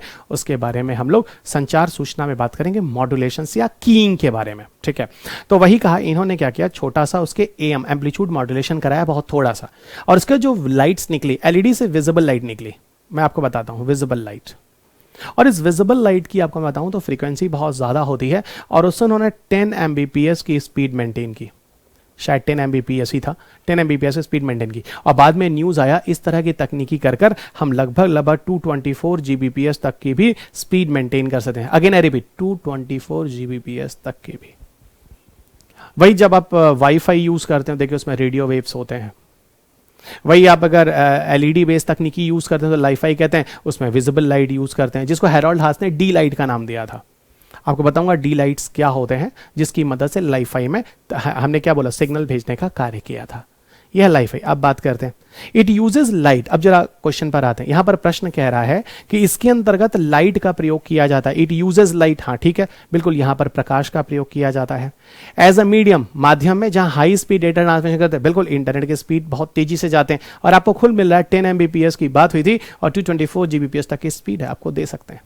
तो ये पहला स्टेटमेंट जो है पूरी तरह से सही है। दूसरा कह रहा है यह एक वायरलेस तकनीकी है जो सेवरल टाइम फास्टर है वाईफाई से। आप मुझे बताइए, कभी वाईफाई में आपने 200 Gbps सुना है? प्लीज, कभी नहीं सुना है। वाईफाई वैमैक्स ठीक है, हम उसको 4G में यूज़ कर रहे हैं, आज अच्छे तरीके से चल रहा है, लेकिन 224 Gbps की बात कभी नहीं करते हैं। अगर आप थोड़ा सा दिमाग लगाएं तो समझ सकते हैं। तो यहाँ जो बोल्ड है वो सही है, बोथ 1 और 2 सही होगा। अगले प्रश्न की तरफ जाते हैं। बहुत ही मज़ेदार टॉपिक है दोस्त। मैं तो आपको लाईफाई वाईफाई में पूरा कंपैरिजन बताता हूँ। लाईफाई जो है विजिबल है, विजिबल कभी भी सॉलिड वॉल को पार करके नहीं जा सकता है ना। लाईफाई नहीं जा सकता है क्योंकि विजिबल है। लेकिन भाई वाईफाई देखिए, पड़ोसी के घर वाला हमारे घर में आ रहा होता है, कई बार आप उसका बर्थडे का डेट ट्राई करते हैं, कई बार उसके बच्चे का नाम ट्राई करते हैं, कई बार उस कुत्ते का नाम ट्राई करते हैं, उसे घर का है जी, शायद ये पासवर्ड लग जाए, शायद ये पासवर्ड लग जाए। कुछ लोगों को मिल भी गया है। ओके तो मैं उसी बारे में बात कर रहा हूं, ठीक है। तो वो वाईफाई जो है वो अक्रॉस द सॉलिड ऑब्जेक्ट, वो दीवार को पार करके जाता है, लेकिन लाईफाई के केस में ऐसा नहीं है। तो यहाँ कुछ लिमिटेशंस हैं, कुछ अच्छाइयाँ हैं, कुछ नेगेटिव्स हैं, तो सब बात करेंगे, संचार सूचना में बात करेंगे, ठीक है। आइए अगले प्रश्न की तरफ जाते हैं। Which one of the following is a purpose of Uday, a scheme of government. तो इनमें से कौन सा ऐसा पर्पस है, जो कारण है, जो उदय स्कीम का है, जो गवर्नमेंट लेकर है। आपको बताऊं, उदय का पूरा नाम होता है उज्जवल डिस्कम एश्योरेंस योजना। थोड़ा फास्ट लिख रहा हूं, उज्जवल डिस्कम एश्योरेंस योजना। फिर आपको क्या बताता, आपको फिर कहता है कि स्कीम पढ़ना पड़ेगा, है ना। अब देखिए, संचार से स्वयं आपको मिला, नेट मेटरिंग ऊर्जा से मिला, उदय फिर ऊर्जा से मिला। इस साल आपको क्या दिख रहा है सर? बहुत सारे प्रश्न सर यूपीएससी ने स्कीम्स पे पूछे हैं। मुख्य परीक्षा में एलईडी वाला, डीईएलपी डोमेस्टिक एफिशिएंट, है ना, वो लाइटिंग प्रोग्राम, और उजाला उन्नत ज्योति अफोर्डेबल एलईडीज फॉर ऑल, उसके बारे में बात हो चुकी है। उदय स्कीम असल में क्या होता है? उदय स्कीम क्या है? फिर से नाम बोल देता हूँ, उज्जवल डिस्कॉम एश्योरेंस योजना। ये ऐसी योजना है, असल में क्या होता है कि इलेक्ट्रिसिटी जो है वो जनरेट करती है एनटीपीसी, एनएचपीसी, आपने सुना होगा, national thermal power plant, national hydro power plant, ये पावर जनरेशन करते हैं इंडिया में, ठीक है। यही आपको बेचते हैं क्या? आपके घर तक पहुंचाते हैं। देखिए बेचते तो हैं ये, लेकिन घर तक पहुंचाने के लिए ये लोग काम नहीं करते। घर तक पहुंचाने के लिए डिस्कॉम होता है। देखिए उज्जवल डिस्कॉम, डिस्कॉम में दो वर्ड छुपा हुआ है। डिस का मतलब डिस्ट्रीब्यूशन और कॉम का मतलब होता है कंपनी। क्या छुपा हुआ है? डिस्ट्रीब्यूशन कंपनी छुपी हुई, यानी ऐसी कंपनी जो इसको डिस्ट्रीब्यूट करती है, एनर्जी को खरीद कर सरकार से आप पे घर तक पहुंचाती है। पता है इन कंपनियों का हो जाता है दिवालिया। कैसे दिवालिया हो जाता है? चलिए हम आपको बातें बताते हैं। बातों में कुछ कंसेप्ट्स भी समझ में आ जाएंगे और कुछ समाज के बारे में भी समझ में आ जाएगा, राष्ट्र के बारे में भी समझ में आ जाएगा। आप हमें एक बात बताइए, हिंदुओं में, हम लोगों में कुछ त्यौहार होता है, जैसे विजयादशमी, दीपावली। हमारे घर होता है, हमारे अगल बगल तंबू कनात लगते हैं बहुत बड़े बड़े, और इसमें क्या करते हैं ना, बहुत लोग वो सीधे कटिया लगा लेते हैं। कटिया समझते हैं? नहीं समझते? अरे इंडिया में रह के आप कटिया नहीं समझते हैं, फिर आप क्या इंडियंस हैं? छोड़िए। तो जो लोग समझ रहे हैं ठीक है, नहीं समझ रहे हैं दूसरे से, कटिया क्या होता है? वो क्या करते हैं, तार से ना खींच लेते हैं पोल पर से, और उससे पूरा जय माता दी, जय माता दी, जय माता दी, जय माता। बुरा मत मानिएगा, आज दिक्कत है ना, कि कहीं एंटी नेशनलिस्ट, एंटी रिलीजियस, हम भी सनातन धर्म के हमको उल्टा ना बना दीजिए, ठीक है। क्योंकि सच बोलना बड़ा खतरनाक है आज, ठीक है, ठीक है। तो ठीक है, कटिया लगा लिया, जय माता दी, जय माता दी, 7 दिन 9 दिन जगराता है, जय माता दी, सब चल रहा है, बहुत बढ़िया। अच्छा ये बताओ, वो कभी उसका कोई बिल देते हैं? कभी उसका कोई बिल आता है? बिल देता है कोई? नहीं देता है, कोई नहीं। मेरे एरिया में मैंने देखा कोई नहीं देता है। जहाँ का मैं गोरखपुर का रहने वाला हूँ, यूपी, वहाँ कोई नहीं देता है, ठीक है। आप बताइए उस कंपनी का क्या होता है? दिवालिया होगा कि नहीं होगा? पर उसके एम्प्लॉइज हैं, उसका परिवार है, होगा कि नहीं होगा? चले ये हो गई। दूसरा हमको एक बात बताइए, थोड़ा और मैं अंदर घुस रहा हूँ, बुरा मत मानिए, पहले बता रहा हूँ, ठीक है, कि मंदिरों में मीटर्स लगे हैं, उनसे बिल जाते हैं? मस्जिदों में मीटर्स हैं, क्या उनसे बिल जाते हैं? नहीं भाई, भगवान के नाम पे कहाँ ये सब, है ना। चलिए ये सब नहीं होता। सबसे इंसान से बड़ी वैल्यू तो आज भगवान की है कि नहीं? उसके नाम पे आप कुछ भी कर सकते हैं, है ना, भगवान, खुदा, है ना, जो भी इनके नाम पे आप कुछ भी कर सकते हैं, है ना। क्योंकि इंसानियत कम है आज। हम क्या है, हिंदू और मुस्लिम है, इंसान थोड़ी ना है। आज हम पहले हिंदू मुस्लिम हो गए, सिख ईसाई हो गए, है कि नहीं। चलिए, बड़ी जात छोटी जात हो गए, ठीक है। अब आप बेहतर तरीके से समझते हैं, ठीक है। चलिए, लेकिन मेरी क्लास में इंसान बन के बैठेगा, ठीक है ना, बड़ी जात ना छोटी जात, ठीक है। जिसका रिजल्ट हो गया वही महान है, ठीक है। चलिए, तो समझ में आ गया, ठीक है। देखिए एक बात मैं आपको पहले बताता हूँ, हिंदू हो, मुस्लिम हो, सिख हो, ईसाई हो, सबसे अच्छा रिलीजन जो मुझे दिखता है सिखिज्म दिखता है। इस कोरोना के केस में सरकार कितनी फेल हो जाए पर गुरुद्वारे के बाहर खाना जरूर मिलता है। वो गरीब वहाँ रहकर खाना खा सकता है। हम अमीर उनको ऐसा प्रसाद बोलते हैं, लेकिन गरीबों के लिए पता है क्या, वो पूरा उनका जीवन है और वो निस्वार्थ भाव से खिलाते हैं। मुझे ज़रूर लगता है कि वो लोग इलेक्ट्रिसिटी बिल भी ज़रूर देते होंगे, कभी मैंने इस पर ध्यान नहीं दिया। ठीक है, तो इस हिसाब से देखिए सिख धर्म बहुत अच्छा है, लोगों की मदद करता है, पेट भरता है, घूमता है। हर धर्म में जो चीज़ अच्छी है वो अपनाना चाहिए। ठीक है, चलिए अब हम बात करते हैं कि ये है क्या उदय स्कीम। उदय स्कीम क्या है, सरकार लेकर आई है कि जो कंपनियां दिवालिया हो गई हैं उनको एक रिवाइवल पैकेज दिया जाए, उनको फिर से उठाया जाए, उनको फिर से बचाया जाए। क्योंकि सरकार कहती है इलेक्ट्रिसिटी सब तक जाना चाहिए, कंपनियां ही तो खरीद के पहुंचाती हैं, कंपनियां सरकार से बिजली खरीदती हैं और उस विद्युत का पेमेंट ही नहीं कर पाती हैं। तो सरकार कहती है चलो मैं तुमको छूट दे देता हूं। वही छूट जो है 2015, 16, 17 में अलग अलग तरीके से लाया गया। पहले साल जो लॉस है उसका 50% गवर्नमेंट भर देगी, है ना, सॉरी 75% गवर्नमेंट भर देगी और 25% जो होगा कंपनियां अपने पास से मैनेज करेंगी। अगले साल फिर जाके अगर कंपनियों को फुल नुकसान हो रहा है, नहीं मैनेज कर पा रही अपने पैसे का, तो 50% कंपनसेशन गवर्नमेंट दे देगी, 50% कंपनियां अपने पास से लाएंगी।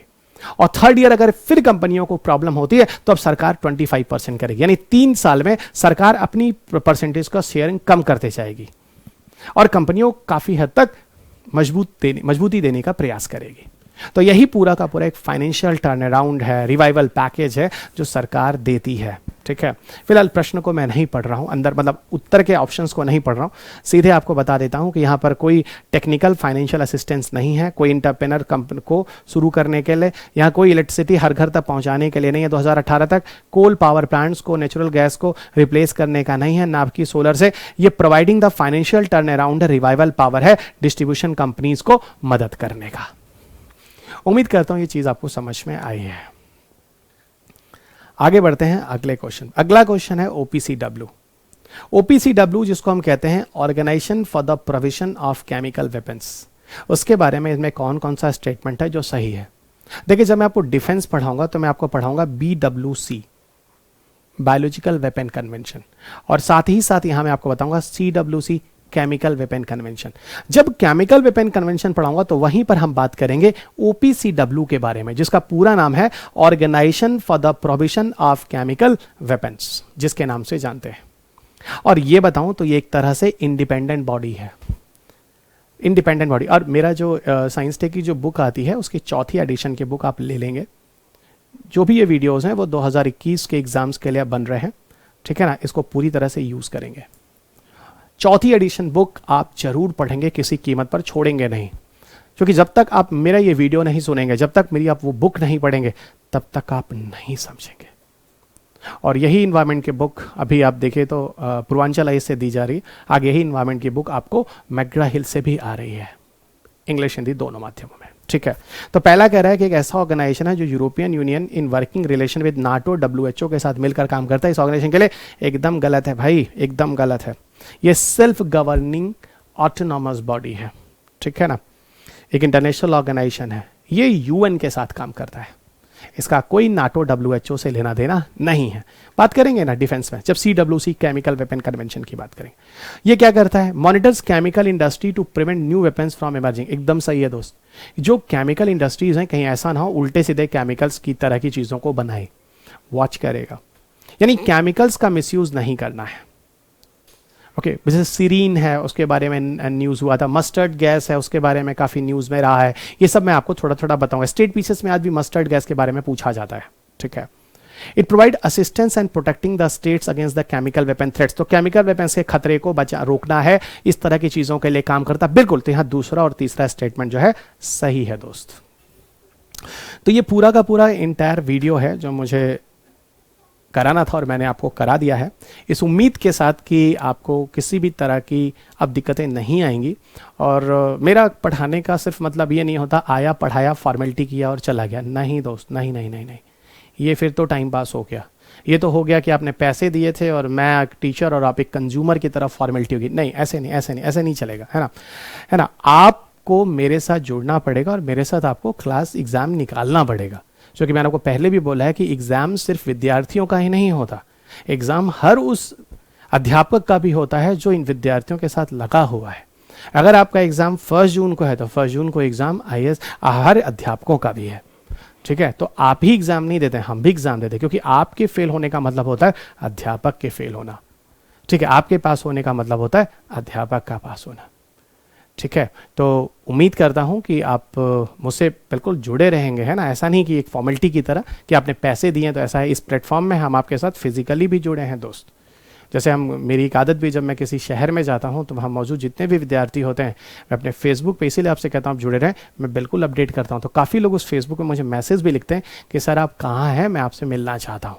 क्योंकि मैं एज अ प्रोफेशन इस जॉब में नहीं आया हूँ, मैं एज अ पैशन आया हूँ, ठीक है ना। प्रोफेशन के लिए तो मेरे पास बहुत सारे प्रोफेशन है जिसमें मैं अभी भी जा सकता हूँ, लेकिन इस प्रोफेशन में रहने का मतलब है मज़ा आता है, ठीक है। तो अगर आप ऑनलाइन क्लासेस वगैरह लेना चाहते हैं तो आप इस दिए गए नंबरों पर संपर्क कर सकते हैं। तो स्क्रीन पर देख सकते हैं 6393641090, और दूसरा नंबर जो आप देख सकते हैं उसके बगल ही आपको लिखा हुआ है 9911809808। तो इन दोनों नंबरों पे आप संपर्क कर सकते हैं, और अगर आप किसी भी कोर्स के लिए इंटरेस्टेड हैं तो आप वहाँ से ले सकते हैं, ओके। और एक बात है जो मैं आपको बताऊं कि यहाँ पर कोई ब्लफ टाइप की चीज़ें नहीं हैं, ईमानदारी है इस प्रोफेशन में। पिछले 20 सालों से जो मैं लगा हूँ, अब यही चीज़ें आपको ऑनलाइन भी आपको प्रोवाइड करूँ। अगर फेस टू फेस आप कक्षाएं लेना चाहते हैं तो गोरखपुर में आप संपर्क कर सकते हैं, और वहाँ पर दिल्ली से 1/3 फीस पर आपको सारे नोट्स, मटेरियल, टेस्ट सीरीज सब कुछ दी जाती है दोस्त। दिल्ली में जहाँ 1.5 लाख रुपए आप खर्च करते हैं, वहाँ गोरखपुर में आप 50,000 रुपये में काम कर लेते हैं। और वही अध्यापक जो हम 1.5 लाख 2 लाख वाले इंस्टीट्यूशन में पढ़ाते हैं, आपको 50,000 में मिल जाते हैं। अब आप खुद समझ सकते हैं सस्टेनेबल एजुकेशन प्लेटफॉर्म को, मैं इस प्लेटफॉर्म को क्यों बोलता हूँ। एजुकेशन फॉर ऑल, इसी मोटिव के साथ हम काम, वो भी 50,000 60,000 इसलिए भी लेना पड़ता है क्योंकि फिर मैं आपको बोलता हूँ वहाँ का स्टाफ, वहाँ पे कई लोगों की रोजी रोटी चलती है। तो इसीलिए कहता हूँ कि हर संस्थाएं चलनी चाहिए, हर संस्थाएं इसलिए चलनी चाहिए, चाहे वो बड़ा हो चाहे छोटा हो, क्योंकि उससे जुड़े हुए सैकड़ों लोग होते हैं, उनका परिवार होता है। और ये चीज़ बहुत ज़रूरी है, कंपटीशन। तो कंपटीशन बना रहे, क्योंकि कंपटीशन अच्छा रहेगा तो आपके लिए और बेहतर अध्यापक और कोचिंग संस्थाएं करेंगे। जैसे ऑनलाइन प्लेटफॉर्म है, हम बेहतर करेंगे, दूसरे बेहतर करेंगे, तो आपको क्या होगा, सस्ते पर अच्छे से अच्छा चीज़ मिल जाएगी। तो ये कंपटीशन हमेशा बना रहना चाहिए, इससे आपको ही फायदा होता है जो कंज्यूमर होता है, और जो सर्विस प्रोवाइडर होता है वो भी अपनी गुणवत्ता प्रदान करना पड़ा और ज़्यादा बेहतर करना कहता है। तो इसलिए हमें और पढ़ना पड़ता है, और अच्छा करना पड़ता है, और एक्सरसाइज करना पड़ता है। तो चलिए दोस्त, इसी के साथ मैं अपनी वाणी पर पूर्ण विराम देता हूँ। अगली वीडियो के साथ आपके साथ फिर मुलाकात होगी। तब तक के लिए अपना ख्याल रखें, खुश रहें, स्वस्थ रहें और मस्त रहें। जय Hind, have a good day.